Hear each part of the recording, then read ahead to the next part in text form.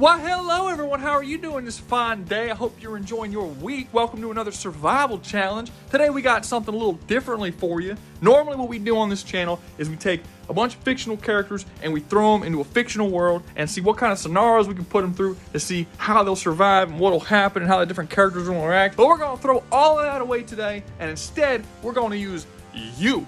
That's right, not anything else, no fictional characters. You motherfucker, look in the mirror. Let's see if this shit's all fun and games and entertainment when it's your ass on the line. And if you enjoyed the video, make sure to like, subscribe, comment, share, and join the membership. Remember, if you join the membership, you get videos early. But I'm wasting up your time. Let's get started. First up, we got Hellraiser. Are you guys gonna be able to survive the Hellraiser universe?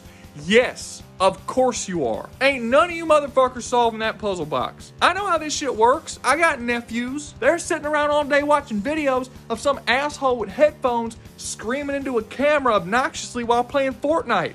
They ain't solving puzzles. This is one of the reasons why I find Hellraiser like the least scary and most easily survivable shit ever. I mean, think about the type of person that it even needs to be in order to be under threat. You gotta be a person who has gone through all of world's earthly pleasures, all of them to such an extent that none of it pleases you anymore, and then you have to go looking in another hell dimension to find something so that you can feel anything at all. I'm sorry, but what percentage of people is that exactly? Let's just theorize for a second and say, okay, you have a person who's had sex with 10,000 women, every woman of every race and culture and creed, and you've done every single drug in existence, and you've done BDSM, and you've put clothes hangers on your nipples, and you've done literally everything you can possibly do, and it just doesn't do it for you anymore. So then after you find someone who's done all of that, then the person has to be like, okay, let's open up a portal to hell, because most of these people open up the box and know what's going to happen when they do it, and see if we can find more pleasure over there.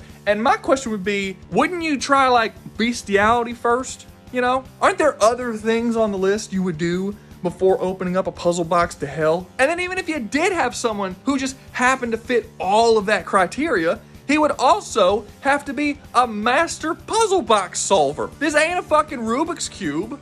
I don't know how to solve this shit. Are those two groups that normally hang together?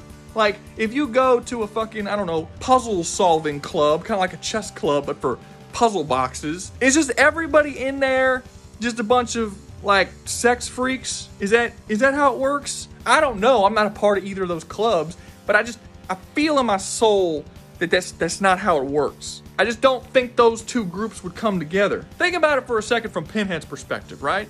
Imagine that you're like a demon monster from another universe, and you have to go into this other universe and take people and pull them in and torture them.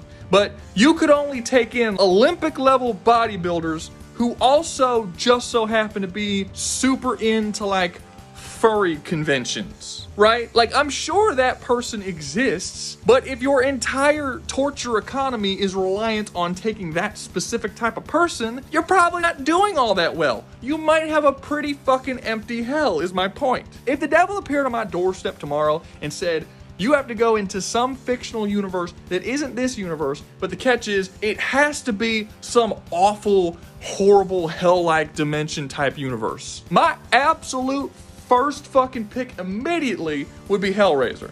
Why? Because it would literally never fucking affect me. You can live your life totally fine. You could put a Hellraiser box in every single room in my house. I'm not solving that shit. Nobody I know is solving that shit. A burglar who comes to my house to rob me is not gonna stop for a second to solve that shit. It ain't ever getting solved. So I'm fine. There's no terror in this universe. You're perfectly safe. And having said that, you can say the same fucking thing about the Evil Dead universe. You'd survive that shit too. Think about it. It's a book made out of human flesh, written in human blood, in a different language that doesn't exist on Earth. It's a fucking demon language. The only time that people can actually read it is when they take the time to translate an alternate language. The first movie is honestly the only movie where it kind of makes sense, because they had some other archaeologist translate it before the victims of the movie even showed up to the cabin. They stupidly played the fucking tape back, and that's what released the demon, which, by the way, is a plot hole, because if the guy on the tape already read the book and then recorded himself reading the book, wouldn't the demons already be, like, there? Why did them playing the tape again summon the demons? The demons should have been summoned when he recorded the tape, and then they never explained how they put the demons away. In fact, in Evil Dead 2, the mom is still in the basement and she's still possessed. So why did they even have to read the book in the first Evil Dead movie? The place should have been fucking haunted when they got there. And shockingly, that's the only movie that makes sense. Both of the reboots are fucking ridiculous. The first reboot came out, you had that fucking nerd actually take the time to translate the other language and read the fucking book. Where did this dude get the skills to translate a fucking language from another universe? In the next maybe reboot, maybe not reboot, Evil Dead Rise, you had some little asshole find a record and he wanted to be a DJ, I guess, which is super inconvenient for everybody because that allowed him to play the record. So who the fuck wants to be a DJ? This is another universe that you can exist in just fine and be perfectly safe. Just don't translate the fucking murder book. It's super easy. Another one that you absolutely can survive is the Romero virus. In case you don't know what I'm talking about, there's a director named George A. Romero who made a bunch of fucking zombie movies. He made Night of the Living Dead, Dawn of the Dead, Diary of the Dead, Day of the Dead, a ton of fucking movies. He basically created what is known as the modern zombie. It's the slow walking zombies that are coming to bite you and shit. The Walking Dead was inspired by it. A lot of different things were inspired by it. That shit would be so fucking easy to live through. First off, let's talk about what it really is. In the Romero movies, what ends up happening is that out of nowhere, all the dead people just come back to life. So like every graveyard in the world, just all the dead people just dig out of their graves and start walking around. Then those people start biting people, and the people they bite start turning into zombies. And then if you die of any natural causes, you'll still turn to a zombie. Basically, if you die and your head is still intact, you'll come back as a zombie anyway. It's not just spread by the bite. And this causes the complete collapse of the entire world. In real life, this shit would never fucking happen. Let me explain. For one, there are more people alive today than there have been in all of human history. That's a fact. And I've stated this fact before, and people start coming at me being like, well, that's stupid. The planet is billions and trillions or whatever years old. That's dumb. You're stupid. You don't know what you're talking about. No, motherfucker. You don't know what you're talking about. Human history is 5,000 years old. That's as far back as we can record, ergo history, because history is something that can be recorded. Before 5,000 years, it's considered prehistory and has nothing to do with what I'm fucking talking about. So maybe think a little bit before you start typing on your little fucking keyboard, trying to correct people on the internet, and go read a goddamn book. And if I'm telling you that, you know you're fucking stupid. Besides, it's not like all the zombies that come back to life are going to be 5,000 years old anyway. They're only going to be the zombies that haven't decayed to the point that they can rise from the dead. Barely any zombies are going to rise up. It's only going to be like a couple hundred here and there in every city. That shit's going to be quashed so fucking quick. In my city, where you can't actually bury the dead underground because we're below sea level, all the zombies are going to be locked in fucking tombs. We build massive concrete tombs where we chuck all our dead into. How the fuck are they going to get out of concrete tombs? I wouldn't even know the zombie apocalypse started. The zombie apocalypse isn't going to be a thing until people start dying around us of natural causes and then rising back up. And what are they going to do? Die, come back to life, bite one or two people, maybe, before they're instantly quashed because you realize power walking works against them? Just kind of walk slightly faster than the slowest possible walking speed, and they can never fucking catch you. You know what actually would end up happening? It would be a little weird and confusing at first. It wouldn't collapse society. A couple of people would die here and there. We'd figure it out. We'd kill them. And then we would build like a government organization that's kind of like hospice, but instead of hospice, it's like dudes with guns. People would put on this thing, we're gonna call it Death Watch, right? It's a bunch of soldiers who basically sit there and watch old people in their beds laying there, waiting for them to die. And then when they die, they fucking boom, destroy their brain, boom. And it's just gonna become a normal part of our society and how it runs. You might occasionally get a surprise where like a 35-year-old dude keels over of a heart attack, kills a couple of people, and everyone's like, oh shit, no one was expecting that. But again, he'd only kill a couple of people before Death Watch showed up and just murder his ass. It would be fine. And also, if the Romero virus is a thing in our world, that would like really lower the murder rate. Think about that for a second, right? you're a murderer. You're going around robbing people and shanking them or shooting them down and all this kind of stuff. You're like a bad dude, right? Wouldn't it kind of repel you from doing that if you knew that everybody you killed was gonna come back to life and try to eat you? I feel like murdering would essentially become a thing of the past. And for the people who just have this massive murder boner all the time, they just have to kill people, they would just join the Death Watch. They'd basically get that same like thrill, you know, just put a bunch of murderers on Death Watch. This society will fucking flourish just fine. You'll be perfectly okay. Nobody's gonna die. I mean, fuck, even if you're a cripple, let's say you don't have any legs. You're like, oh shit, you're in a lot of danger in this new world. Are you really? Do you have a wheelchair? Can you roll your wheelchair slightly faster than the slowest walking speed? Probably. You'll be fine too. Fucking Ivar the Boneless would outrun these guys. Come on now. This ain't no threat. Almost as easily survivable as the green flu from Left 4 Dead. Really, any zombie virus that's just like an aerial virus that infects 90% of people and turns everybody on the planet into zombies where there's only like a small number of survivors. And the reason why is because these universes always have like the most barbaric caveman levels of technology. Don't they know in the real world we have these dust mask things that you put on your face and it creates a magical fuck you force field that repels all aerial viruses and makes you immune to all forms of disease. That's what we were taught. That's what the government told us. The government doesn't lie. I can't take any of these stories seriously anymore. I'm playing through Left 4 Dead and I'm watching them all get infected by this virus saying, where is your fucking chin diaper? You could solve your problem right now. So if the green flu came into our world and we started seeing a bunch of giant tanks and hunters and all these crazy shit show up, you just put on your magical chin diaper and boom. No, we'd have an infection rate of 0% with our magical fuck you force field technology. Then we just like kill the tank and hunter and shit with a couple of shotguns. It would be fine. We'd be good. I mean, this game is basically a joke now. Like, seriously. Wear your fucking face mask, you selfish sons of bitches. Xenomorphs is another one. It's like stupidly fucking easy to survive. I mean, just think about how they reproduce. Imagine if you and your wife want to have a child. In order to do that, you had to go out and kidnap a motherfucker, drag him into your basement, chain him up, and then force feed this thing down his throat to impregnate him inside of his chest. And that was the only way that you could possibly reproduce. I mean, we're having birth rate issues today, and it's actually a really pleasant experience to make a child.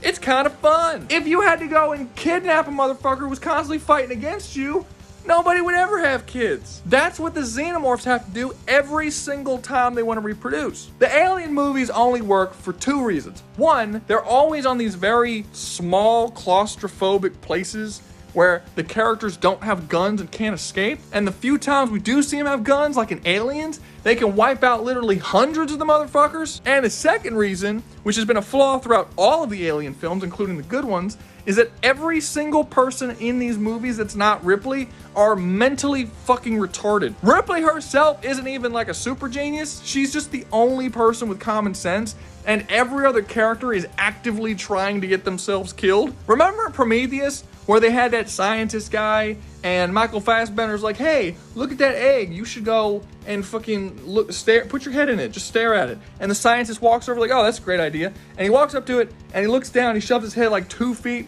away from the egg, and then boom, facehugger jumps up, grabs his face, infects him. And I'm sitting there just thinking, did your mom stand in front of a microwave or some shit? Like, you're a scientist. You're supposed to be one of the smart ones in this franchise. Everyone in these movies are stupid. In real life, if there was a xenomorph invasion on planet Earth, it would get nowhere. I mean, we all have guns for the most part. We could just fucking shoot them, you know, unless you're in fucking Canada or something. They can't hide in the shadows. It's not claustrophobic. We outnumber them significantly. Like, it would be so easy to overcome. I mean, I have guns in my house that can take out a xenomorph queen. Blow a hole right through the front of its fucking face. This would not be a threat to us. Xenomorphs only work in very specific types of environments with very specific types of people that personally I don't think really exist. People aren't that stupid. Did a single person who's watching this video see that scene of Prometheus and was like, oh yeah, that was a good idea. This scientist is a fucking genius. If you did, don't admit that shit. they're gonna put you in like a home or something. Next up, you got Jews from Borat. Can you survive the Jews from Borat? No, you can't survive. They turn into cockroaches and eat your children. How the fuck you gonna survive that? They devour your soul through the use of sorcery. And the worst thing about them is they're so fucking nice. Oh my God, look how sweet they are. They're shapeshifters that take the form of this sweet old married couple, and they're nice, and they want to feed you key lime pie and shit, and they offer you a place to stay, and then while you're there, boom, children eating cockroaches. And then to top it all off, they worship this space god cosmic horror that demands you worship it, or else they'll trap you in an infinite hell dimension forever. Holy shit, this is fucking terrifying. The only way Borat was able to survive this is to jump out the fucking window and just run into the darkness. Just get away. Because his mama didn't raise no fool, and he knew you just can't survive that shit. Next up, you have Oz. Can you survive the prison that is Oz? I mean, yeah, probably. Your asshole won't though. You are gonna be so fucking raped. You're gonna be passed around like a cheap joint at a high school party. You ever seen that show, Blue Mountain State? You know that episode where they took the team captain's pocket pussy and started passing it around to all the football players? And then they got it infected with crabs, and then it infected the entire team with crabs, but none of them cared. They just kept fucking it and demoralizing the team captain by abusing his pocket pussy. I'm not selling this show very well. Anyway, point is, that pocket pussy, that's you. That's gonna be you and Oz. Going there is gonna suck almost as much as you will. Next up, you have the Always Sunny in Philadelphia gang from some show. I don't remember the name of it, doesn't matter. Can you survive this group of vicious psychopaths? I mean, kind of like Oz, sort of. Kinda. Your life's gonna be fucking ruined though. You remember that guy Rickety Thing who was like a young, wide-eyed pastor who showed up and wanted to help the gang? And then by like episode 3, he turns into this shit? That's what's going to happen to you. You're going to show up on the show, think it's all fun because you've watched the show and you're a real fan of these characters and everything. Everything's going to be awesome. Like, oh, we're just going to show up and we're going to have a fun time. I'm going to laugh a lot. And then before you know it, 2 weekends later, you're going to be on the street sucking dick for crack and getting into bum fights, wondering how the fuck you got here. And I'm telling you right now, giving you a heads up, they're why. They did it to you. You might not understand how they did it to you, but they fucking did it to you, and they are not going to take any responsibility for it whatsoever. Last up on the list, but certainly not least, we have life from existence. That's right, like the actual life that you're currently living. Can you survive it? No! Do you know what the survival rating for life is? Fucking 0%.